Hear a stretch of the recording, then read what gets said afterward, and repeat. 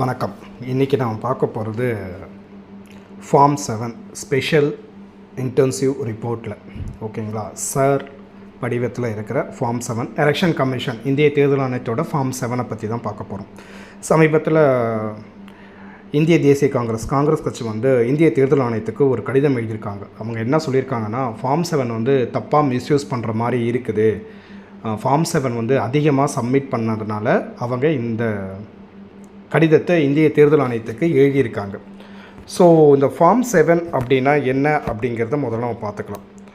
Form 7 அப்படிங்கிறது வாக்காளர் விரைவு பட்டியல், அதாவது எலக்டோரல் ரோலில் இருந்து ஒருத்தரோட பேரை நீக்கிறதுக்கு தான் ஃபார்ம் 7 சப்மிட் பண்ணுவாங்க.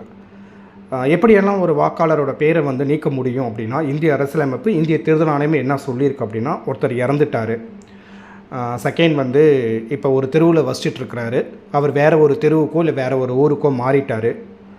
தேர்டு ஒன், அந்த விரைவு பட்டியலே இல்லை எலக்டோரல்லே அவருடைய பேர் 2 தடவை வந்திருக்கிறது.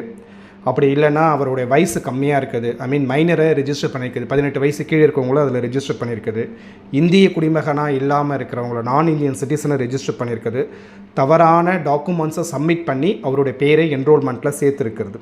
இது எல்லாம் இருந்துச்சு அப்படின்னா ஃபார்ம் 7 சப்மிட் பண்ணலாம்.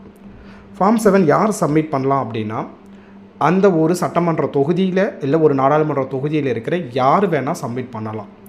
ஓகேங்களா? இப்போ ஃபார் எக்ஸாம்பிள் கள்ளக்குறிச்சி சட்டமன்ற தொகுதியில் இருக்குது அப்படின்னா, நான் அந்த கள்ளக்குறிச்சி சட்டமன்ற தொகுதியில் ஒருத்தரோட பேர் 2 தடவை வந்திருக்கா, நான் சப்மிட் பண்ணலாம். கண்டிப்பாக அவங்க அதே பூத்தில் தான் இருக்கணுன்ற அவசியம் கிடையாது. முக்கியமான விஷயம் இதுதான். ஒரே பூத்தில் இருக்கவங்க சப்மிட் பண்ண வேண்டிய அவசியம் கிடையாது. அந்த தொகுதியில் இருக்கிறவர் சப்மிட் பண்ணலாம் ஃபார்ம் 7. இது பூத் லெவல் ஏஜென்ட் அவங்களும் சப்மிட் பண்ணலாம். ஒரு அரசியல் கட்சிக்கு அவங்க அங்கீகரிக்கப்பட்ட ஒரு பூத் லெவல் ஏஜென்ட் அப்படிம்பாங்க, வாக்குச்சாவடி முகவர் அப்படின்னு சொல்லுவாங்க. இந்த எலெக்ஷன் டைமில் இருப்போம் வாக்குச்சாவடி முகவர் அப்படிம்பாங்க. இவங்க எல்லாம் இதை சப்மிட் பண்ணணும். ஸோ நம்ம ஃபார்ம் 7 சப்மிட் பண்ணதுக்கப்புறம் இந்திய தேர்தல் ஆணையம் என்ன பண்ணணும் அப்படின்னா, BLO பூத் லெவல் ஆஃபீஸர், ஓகேங்களா, ஒரு அதிகாரியை அவங்க யார் மேலே அந்த ஃபார்ம் 7 சப்மிட் பண்ணிருக்கோம் அவங்க வீட்டுக்கு அனுப்புவாங்க. அவர் உண்மையிலுமே இறந்துருக்கிறாரான்னு சொல்லிட்டு பக்கத்து வீட்டுக்காரங்கிட்ட விசாரிப்பாங்க. இல்லை உண்மையிலுமே ஷிஃப்ட் ஆகிருக்கிறாரா அப்படின்றதெல்லாம் அவங்க வெரிஃபை பண்ணிட்டு தான் ஃபைனல் டெசிஷன் எடுப்பாங்க. நம்ம ஏதோ ஃபார்ம் 7 சப்மிட் பண்ணிட்டாங்க உடனே பேரை ரிமூவ் பண்ணிட மாட்டாங்க. ஓகேங்களா?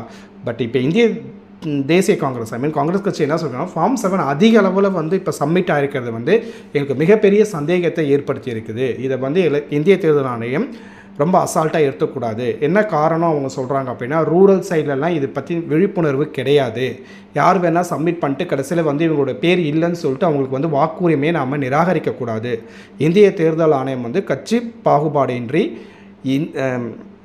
எலிஜிபிள் ஆன இந்திய வாக்காளர்களுக்கு அந்த வாக்குரிமையை கண்டிப்பாக நிலைநிறுத்தணும் அப்படின்ற மாதிரி இந்திய தேசிய காங்கிரஸ் அவங்ககிட்ட சொல்லியிருக்காங்க. ஸோ இந்த ஃபார்ம் 7 இந்த அதிக அளவு சப்மிட் பண்ணியிருக்காங்க. ஸோ இப்போ இந்திய தேர்தல் ஆணையம் இதுக்கு என்ன ரிப்ளை பண்ணியிருக்காங்க காங்கிரஸ்க்கு அப்படிங்கிறது இது வரைக்கும் ஆஸ் ஆஃப் நவ் இன்னைய டேட்டு வரைக்குமே இன்னும் எதுவும் இந்திய தேர்தல் ஆணையம் அஃபிஷியலாக இன்னும் எந்த ரிப்ளையும் காங்கிரஸ் கட்சிக்கு சொல்லலை. ஸோ இப்போ 5 மாநில சட்டமன்ற தேர்தல்கள் விரைவில் நடக்க போகுது. தமிழ்நாடு, புதுச்சேரி, மேற்கு வங்கம், கேரளா அண்ட் தென் அந்த அசாம், இந்த 5 மாநில சட்டமன்ற தேர்தலும் இப்போ நடக்க போகுது. ஸோ இதில் இந்த 5 மாநிலத்துமே இந்த sir special intensive report revision இது எல்லாமே இந்திய தேர்தல் ஆணையம் பண்ணியிருக்காங்க.